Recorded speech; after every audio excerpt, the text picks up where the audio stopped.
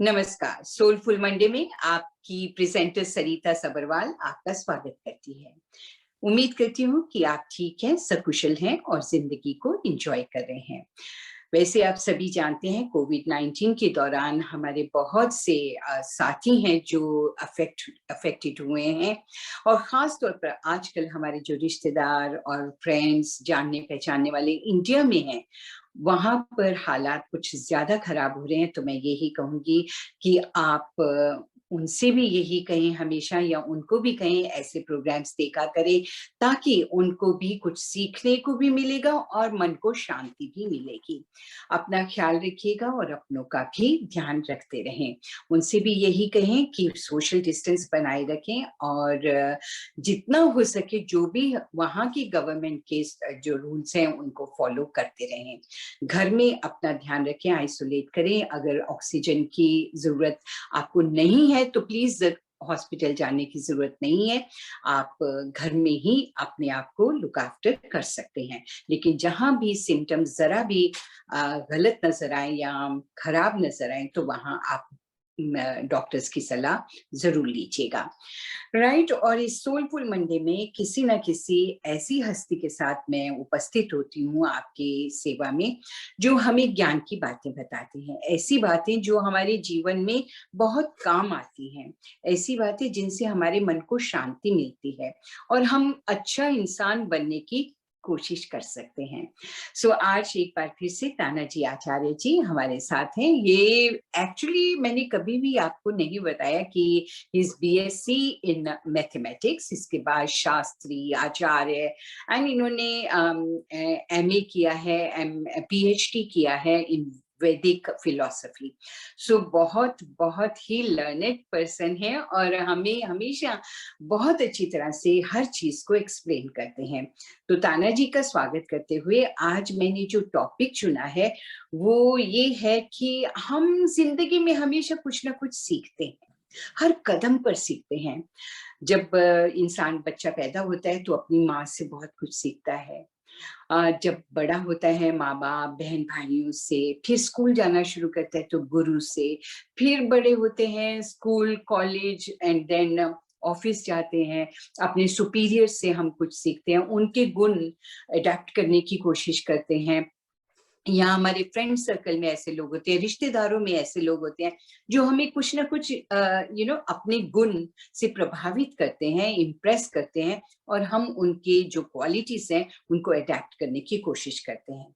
लेकिन आज ताना जी से मैं जानना चाहूंगी कि चाणक्य नीति के बारे में आपने जरूर सुना होगा।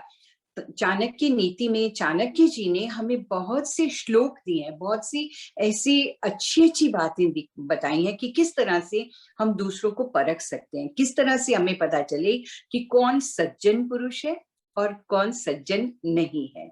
सो आइए सज्जन पुरुष के बारे में ही आज हम बात करते हैं ताना जी से। कैसे हैं ताना जी? नमस्कार। नमस्ते जी। नमस्ते। उम्मीद करती हूँ आप सकुशल हैं, आपके परिवार में सब ठीक है? सभी ठीक है। Good good. सो जैसे कि मैंने कहा कि हर स्टेज पर जिंदगी में हम हर स्टेज पर कुछ ना कुछ सीखते हैं। अच्छी बातें सीखें तो जीवन सफल हो जाता है, अगर बुरी बातें सीखेंगे तो हम एक बुरे इंसान बनेंगे। तो कैसे पता चले हम कि कौन सज्जन पुरुष हैं जिनसे हम कुछ सीख सकते हैं, उनमें क्या गुण होते हैं? जो पहले आपने बोला कि हमको सदैव सीखते रहना चाहिए। एक मानव जीवन है जिसमें हम सीख सकते हैं। पशु पक्षियों के लिए वो सीखने की सुविधा नहीं है कि उनका जीवन जो है ना स्टैटिक प्रोग्राम होता है, परंतु मनुष्य में एक ज्ञान को पाकर के बड़ा होने की एक योग्यता विशेष रूप से होती है। इसलिए मनुष्य एक नोबलेस्ट क्रिएशन है और जो अच्छे लोग होते हैं वो सीखते ही रहते हैं। जैसे आपने कहा, सबसे सीखना ही चाहिए। जिंदगी में इस संसार में कोई भी निर्गुण ऐसा व्यक्ति नहीं है, सब में कुछ ना कुछ गुण है और मनुष्य तो कोई ना कोई उसमें दोष भी होगा, क्योंकि मनुष्य पूर्ण नहीं है। मैं तो ये कहता हूं कि अच्छे लोगों से भी सीखो, बुरे लोगों से भी सीखो। अच्छे लोगों से ऐसे सीखना चाहिए कि ऐसा हमको बनना है और बुरे लोगों से ऐसे सीखना है कि हमको ऐसा नहीं बनना। ठीक है। यहां तक कि बोला है नीतिकारों ने कि बालादपि ग्राह्यम सुभाषित, इन्हें बड़ो ही छोड़ो बच्चों से भी कोई अच्छी बात निकलती है तो उसको भी सीख लेना चाहिए। जी। आप जैसे बच्चे कितने इनोसेंस होते हैं, हमको बच्चों को देख के इनोसेंट बनने को सीखना चाहिए। बच्चे कितने साफ दिल के होते हैं, सच्ची बातें करते हैं, उनसे सीखने की जरूरत है। हम सभी बचपन में अच्छे होते हैं और जैसे बड़े हो जाते हैं फिर वो अच्छी बातें छोड़ देते हैं। तो ऋषियों ने कहा है कि बालादपि ग्राह्यम सुभाषितम, हमको बच्चों से भी सीखना चाहिए, क्योंकि गुण बहुत महत्व के होते हैं। गुणों से मनुष्य की परीक्षा होती है, चाहे वो बाल है या वृद्ध है। परंतु जो ज्ञानी होता है उसको ही हम, जो चाहे बच्चा भी हो उसको हम ज्ञानी कहते हैं, और बड़ा होकर के भी यदि ज्ञानी नहीं है तो वो बूढ़ा भी अज्ञानी कहलाता है। तो बिल्कुल। इसलिए ज्ञान और गुण जो है वो सबसे ऊपर है, उसी से मनुष्य की परीक्षा होती है। ये कहा हम्म। हुआ है कि गुणः पूजा स्थानम गुणेषु न च लिंगम न च वयः। मनुष्य में जो गुण होते हैं ना, वही गुणों से मनुष्य की पूजा होती है।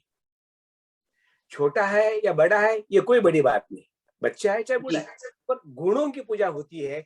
और इसलिए गुणा पूजा स्थानम गुणेषु न च लिंगम न च वयः, ऐसा कहा हुआ है। तो ये गुण ग्राहकता, गुणों को देखने की दृष्टि हमारे में होनी चाहिए। तो उसको, कैसे हम जज करें? हाँ, वो तो फिर जीवन को जब देखते हैं ना तो मालूम पड़ता है कि हमको ये देखना है कि इससे हम क्या सीख सकते हैं हम्म। और इससे क्या नहीं सीख सकते, ऐसा हमको देखना चाहिए। कुछ लोगों की दृष्टि ऐसी नेगेटिव होती है, वो गुणों में भी दोष देखते हैं, तो उनको तो दोष ही दिखाई देंगे। बिल्कुल। इन्हें कुछ भी करो तो वो यही कहेगा। कोई आदमी बैठ गया तो देखो बैठ गया, खड़ा हो गया तो कहते खड़ा ही रहता है, बैठता ही नहीं है, बोला तो कहता है बोलता ही रहता है, न बोले नहीं तो कहता बोले। है देखो कैसा गूंगा हो गया है। जी। तो जो इनकी दोष दृष्टि होती है, जो सीखते नहीं ना, वो क्या करते हैं, गुणों में दोष देखते हम्म। और दोषों में गुण देखते हैं। बुरे भी गुण है, उसको दोषों को गुण कह रहा है, उल्टे को उल्टे को उल्टा करेगा तो वो तो कुछ सीखेगा नहीं। पर जो अच्छे लोग होते हैं, अच्छे लोगों का ये गुण होता है, बाय द वे कहता हूँ प्रसंगवश की, वो क्या कहते हैं, गुणों गुणों गुणों गुणी को गुणी कहते हैं और जिसमें दोष है उसको दोष कहते हैं। जी। अर्थात गुणों को गुणों की तरह देखते हैं, दोषों को दोषों की तरह देखते हैं। तो ये दृष्टि होगी तो आप कुछ सीख सकते हो, कुछ ना कुछ। तो हम्म। चाणक्य कहते हैं कि उनका बड़ा सुंदर श्लोक है, उनके बड़े सुंदर सुंदर श्लोक है। कभी कभी बीच बीच में मैं चाहूंगा कि चाणक्य जो है हमारे यहाँ पर नीति के लिए और सटीक ज्ञान के लिए, प्रामाणिक ज्ञान के लिए प्रसिद्ध है। चाणक्य की बुद्धि, उनका चरित्र, उनका विचार एक हमारे लिए भारतीय संस्कृति में एक आदरणीय स्थान है वो उनका।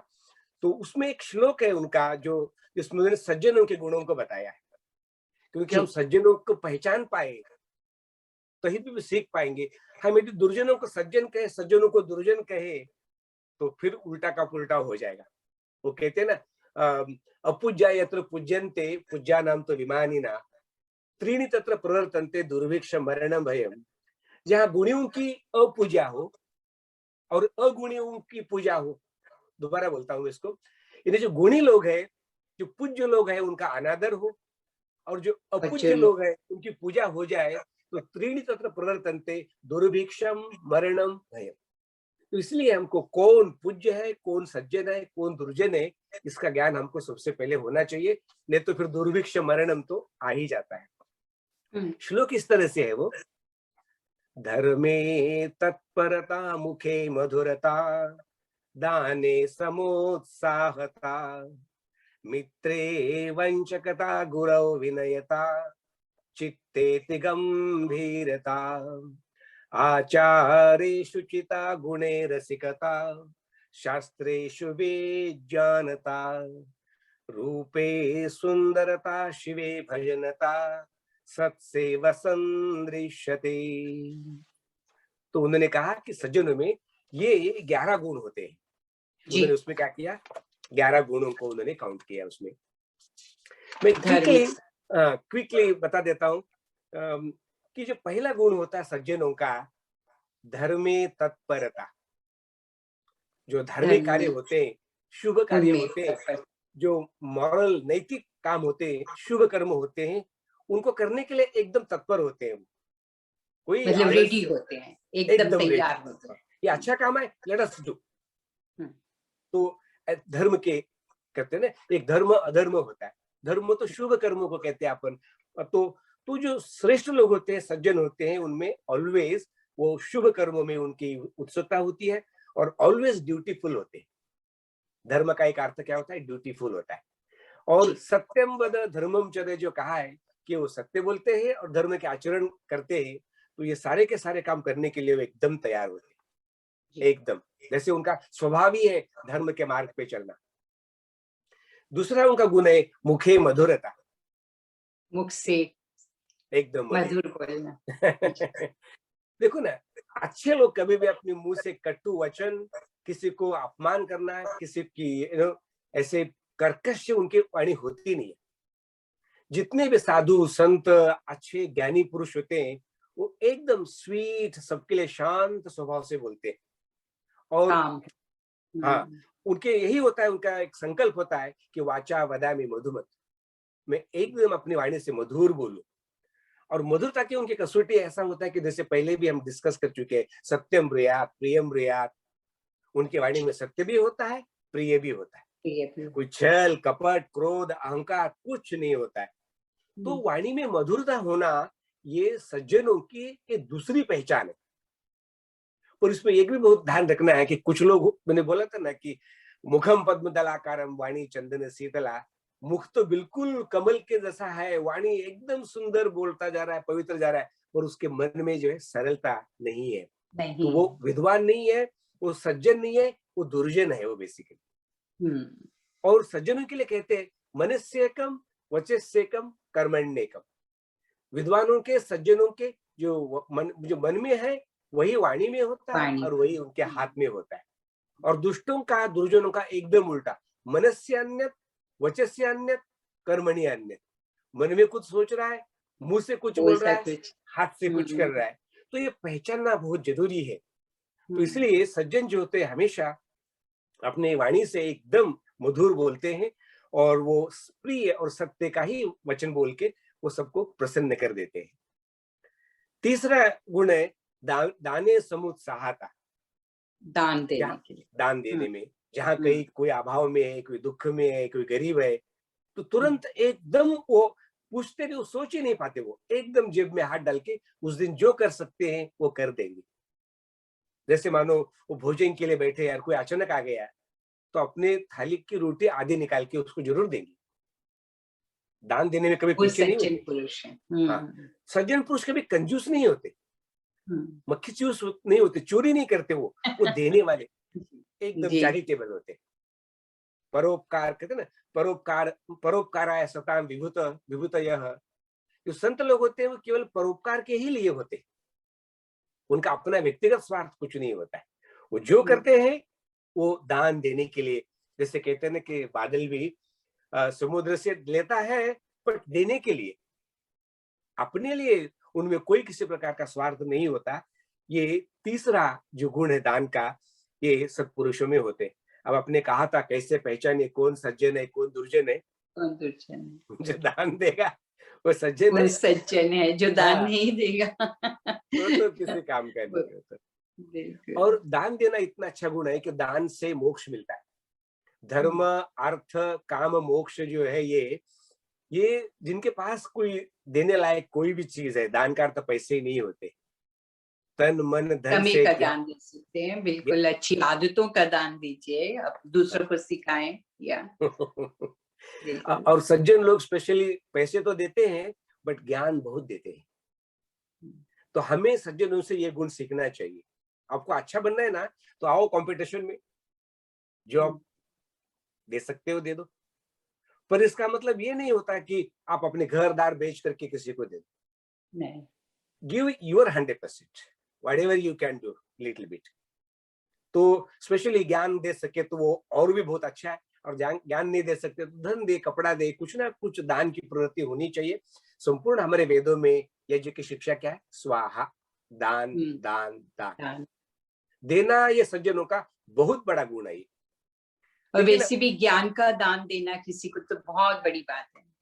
बहुत से लोग होते हैं वो अगर उनके पास कोई क्वालिटी है या किसी चीज का ज्ञान है तो वो थोड़े रिलक्टेंट से हो जाते हैं। वो कहते हैं नहीं, ये हम किसी को नहीं सिखाएंगे। सो ऐसा नहीं होना चाहिए। अगर हम्म, आपके पास कोई क्वालिटी है, कोई ज्ञान है, किसी चीज की नॉलेज है, तो वो बांटने से बढ़ती है, इसलिए कभी भी पीछे नहीं रहना चाहिए। ये कई मैं विद्वानों को ऐसे देखा है सरिता जी, वो विद्वान है पर ज्ञान देने में कंजूसी करते हैं। क्यों? हम्म, कि मैं इनको अपना ज्ञान दूंगा तो ये मेरे आगे निकल जाएंगे। बिल्कुल कैन बिल्कुल। You believe that? तो और कुछ लोग तो ज्ञान तो बेचते हैं, आजकल तो ज्ञान बिकता है। सज्जन जी सज्जन लोग कभी ज्ञान बेचते नहीं है, वो हो करके स्वयं जाकर के कहते ये ज्ञान ले लो, जबरदस्ती ज्ञान देते हैं। जैसे अपने गुरुजन गुरु होते, तो गुरु सभी सत्पुरुष होते। तो चौथी क्वालिटी है मित्र अवंचकता। मित्रों के, मित्रों में तो विश्वास होता है ना। बिल्कुल। जो मित्रता में धोखा दे दे, छल कपट कर ले, नो, वो ये मित्र नहीं हो सकता। मित्र नहीं होता। और जो मित्र नहीं हो सज्जन नहीं होता।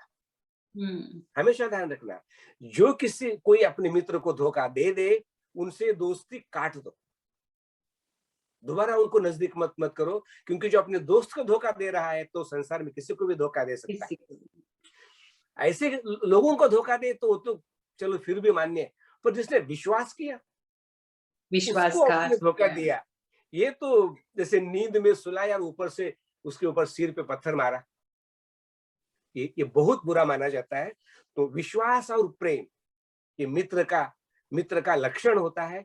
तो मित्र सज्जनों में प्रेम होता है और सज्जनों में निष्कपटता होती है, छल कपट हम्म, नहीं होता है। नहीं, तो ये सज्जन लोगों का ये चौथा लक्षण गुण है। है। मैं अब आपको यही बता दूंगा कि कौन से मित्र सज्जन है, कौन से मित्र दुर्जन है। अब आप पहचान लेंगे अब। पहचानना चाहिए। पहचानना चाहिए। क्योंकि पहचानना पुस्तक चाहिए। पुस्तक की बातें समझ में नहीं आती, पर चरित्र की बातें समझ में आती है। बिल्कुल आती है, हाँ अ, जी। बहुत तो आसानी से आप समझा रहे हैं, बहुत आसान तरीके से। ये बहुत मैं अच्छा। नहीं, ये चाणक्य ने ऐसा लिखा हुआ है, मैं ब्रीफली उसको बता रहा हूँ। पांचवा गुण इजी। उन्होंने बोला जी, गुरु विनयता। गुरु जो की। लोग अपने गुरु के प्रति नम्र भाव रखते हैं, पोलाइटनेस हम्म, रखते हैं, ओबीडियंस रखते हैं, रिस्पेक्ट रखते हैं, वो लोग सज्जन होते हैं। हम्म, जो लोग अपने गुरुजनों का, सर्टनली अपने माँ निरादर बाप का करते। भी, माँ बाप का हम्म, भी, उनके प्रति अहंकार, रूडनेस, डिसओबीडियंस कर देते हैं ना, वो बिल्कुल दुर्जन होता है। आजकल मैं व्यक्तिगत नहीं बोलना चाहता, आपने हमने तो अपने स्कूलों में देखा है गुरुजनों के लिए कितना आदर।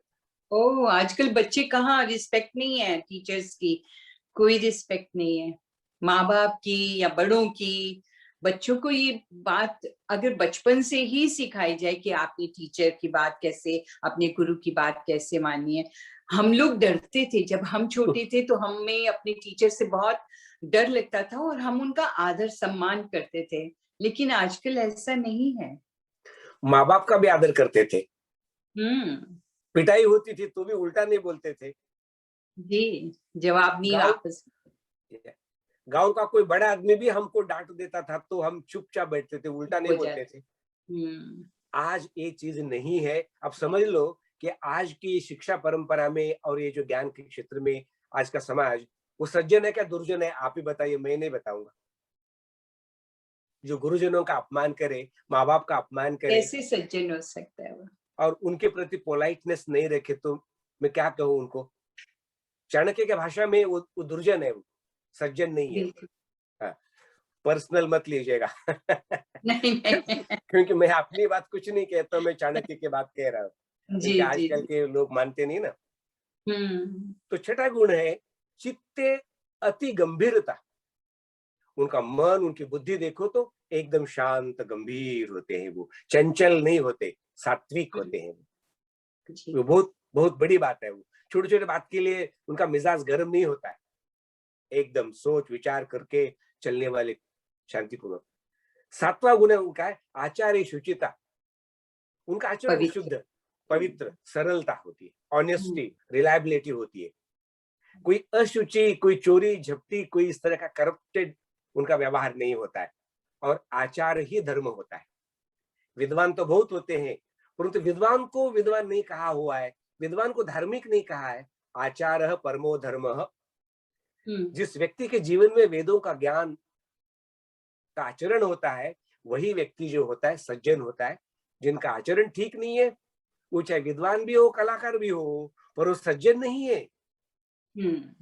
सज्जन नहीं है। हाँ, विद्वान है, इंजीनियर है, डॉक्टर है, पर उसके व्यवहार में पवित्रता नहीं है। ये बहुत बड़ी बात है। पवित्रता का मतलब fairness. He is fair to all, unfair नहीं है। जस्टिस के साथ सबके लिए बराबरी का, रिस्पेक्टफुली ऐसे व्यवहार उनका होता है वो। और 8वीं बात कही उनने, गुणे रसिकता। सज्जन लोग देखो किसी को भी देखते, बड़ा अच्छा है, बड़ा अच्छा है, उनके गुणों को उनका कीर्तन करते चले जाते, गुण संकीर्तन करते चले जाते, उनको बुराई दिखती ही नहीं है। जिसको देखे कहते वाह वाह, बहुत अच्छा, बहुत अच्छा। तो वो गुणों को प्रेम करते। इतना ही नहीं है, उसमें भर्तृहरि ने कहा है, सज्जन जो होते हैं ना, परगुण परमाणु पर्वतीकृत्य पश्यन्ति संतः कियन्तः। लोग तो दूसरों के गुणों को भी, बड़े गुणों को छोटा कर देते हैं, पर सज्जन लोग दूसरों के छोटे छोटे अणु जैसे गुणों को भी पर्वत इतना बड़ा करके देखते हैं। क्या अच्छा, जबकि छोटा सा गुण, तिल के बराबर गुणों को भी पर्वत के बराबर करके देखते हैं। ऐसे संत, ऐसे सज्जन दुनिया में कितने हैं। हम तो गुणों को भी दुर्गुणों कर देते हैं, बड़े गुणों को भी छोटा गुण कर देते हैं। ये दुर्जनों का लक्षण होता है। तो ये 8वां जो है वो सज्जनों का लक्षण है। फिर शास्त्रेषु विज्ञानता, पिकली बता देता हूँ। जो सज्जन होगा तो वो वेदों का विद्वान तो होगा, शास्त्रों का विद्वान होगा। क्या करना, क्या नहीं करना, ये ज्ञान तो होगा। बिना ज्ञान के सज्जन कैसे हो सकता है। इसलिए विद्वानों से अपेक्षित है कि वो सज्जन हो, केवल शब्द ज्ञानी नहीं हो। तो सज्जन जो है आप्त पुरुष, जो उन्होंने ज्ञान दिया सच है, उसमें डाउट नहीं कर सकते। आप्त पुरुष एकदम ऑथेंटिक नॉलेज रखने वाले होते सज्जन लोग। इसलिए हम कहते हैं ना, हमारे गुरु ने बोला विश्वास करते हैं, माँ बाप ने बोला विश्वास करते हैं। भाई आप्त पुरुष, विद्वान, डॉक्टर जो होता है, मेडिकल साइंस का विद्वान होता है, विश्वास करते हैं। इंजीनियर अपने विषय का विद्वान होता है, उस पर विश्वास करते हैं। तो शास्त्रों का ज्ञान होना सज्जनों के लिए बहुत जरूरी होता है, जरूरी है। हाँ। और 10वां है रूपे सुंदरता। सुंदरता, वैसे वो सुंदर भी होते हैं। वो इसने कालिदास ने भी कहा है, जब उन्होंने शकुंतला को देखा तो कहती है ये शकुंतला इतनी सुंदर है तो गुणहीन कैसे होगी वो। रूप में भी इतनी सुंदर है तो गुणों में भी तो कुछ होगा। तो इसलिए दुष्यंत को उनसे प्रेम हो गया, ऐसे बताते हैं। तो सज्जन लोग सौभाग्य से सुंदर भी होते हैं। उनका रहन सहन, उनका कपड़े लत्ते, उनका हर घर सुंदरता उनके जीवन में होती है। जैसे ईश्वर भी सत्यम शिवम सुंदरम है ना, तो सज्जनों के जीवनों में भी हर तरह की सुंदरता होती है, गंदगी नहीं होती है। और ऑन द टॉप 11th वाला जो है शिवे भजनता, उनका शिव में, ईश्वर में भक्ति भाव, परमेश्वर में श्रद्धा, और वो ईश्वर के गुणों को धारण करने का प्रयत्न करते हैं। तो नित्य आध्यात्मिकता में रहते हैं। तो ये 11 बातें बहुत जरूरी है। कई लोगों में सारे 10 गुण हो सकते हैं, पर जिसकी ईश्वर के प्रति अभिरुचि नहीं है, ईश्वर के गुणों की समझ नहीं है, तो वह अज्ञान में जाएंगे, लोगों को अज्ञान में डालेंगे। ईश्वर के गुण और सृष्टि की रचना, लॉज ऑफ नेचर, इनके साथ जुड़ा रहा हुआ जो व्यक्ति होता है वही सज्जन होता है, और वही सच्चे अर्थ में साधु होता है, देवता होता है, ऋषि होता है। तो ये 11 गुण जो है उन्होंने सज्जनों के बताए हैं। तो इतना ही मैं श्लोकों के अर्थ के रूप में कहना चाहता हूँ। जी, पर इन गुणों की जो है हमें सम्मान करना चाहिए, इन गुणों का हमें आदर करना चाहिए, इन गुणों की हमें पूजा करनी चाहिए। बहुत अच्छी तरह से आपने तानाजी समझाया है, और आपको भी जरूर ये बातें समझ में आई होंगी कि हमें दूसरे में जो गुण है, जितने 11 गुण बताए हैं, वो हमें अपने में लाने की कोशिश करना है, और हम इन गुणों को दूसरों के साथ बांटें भी। अगर आप बहुत ज्ञानी हैं तो ये नहीं कि वो ज्ञान अपने तक ही रखें, वो दूसरों तक भी पहुंचाएं, और सबके साथ अच्छी तरह से बात करें, सुंदर बोलें, सुंदर खाएं, सुंदर पहने। अच्छे गुण जो हैं किसी के भी, आप अडेप्ट कर सकते हैं। हम इंसान से तो सीखते ही हैं ताना जी, इंसानों से सीखते हैं, और एक्चुअली देखा जाए तो हमें नेचर से भी बहुत कुछ सीखने को मिलता है। हमें नेचर के साथ साथ ईश्वर की बनाई दूसरी जो रचनाएं, उनसे सीखने का बहुत अवसर मिल सकता है। जैसे पशु पक्षी हैं, हम उनसे सीख सकते हैं। तो क्यों ना हम अगले हफ्ते यही बात करें कि हम किस तरह से पशु पक्षियों से या नेचर से कैसे और सीख सकते हैं। Do you agree with me? आप मुझसे सहमत हैं कि अगले हफ्ते हम इसी पर चर्चा करें? ताना जी? अवश्य अवश्य, मुझे अच्छा लगेगा। Okay, right. तो इसी के साथ मैं सरिता आपसे भी आज्ञा चाहती हूँ, और ताना जी हाथ जोड़कर आपको नमस्कार करती हूँ कि आपने इतनी ज्ञान की बातें हमारे साथ शेयर की हैं। धन्यवाद आपका बहुत बहुत। नमस्ते, तो धन्यवाद। अपना ध्यान रखिए और अपनों का ध्यान रखिए। सरिता को आज के लिए अब सोलफुल मंडे से मैं आपसे विदा लेती हूँ, लेकिन अगले सप्ताह हम मिलते हैं एक बार फिर से। मंडे हम पशु पक्षियों की बातें करेंगे कि हम उनके जीवन से क्या सीख सकते हैं। Take care, bye bye.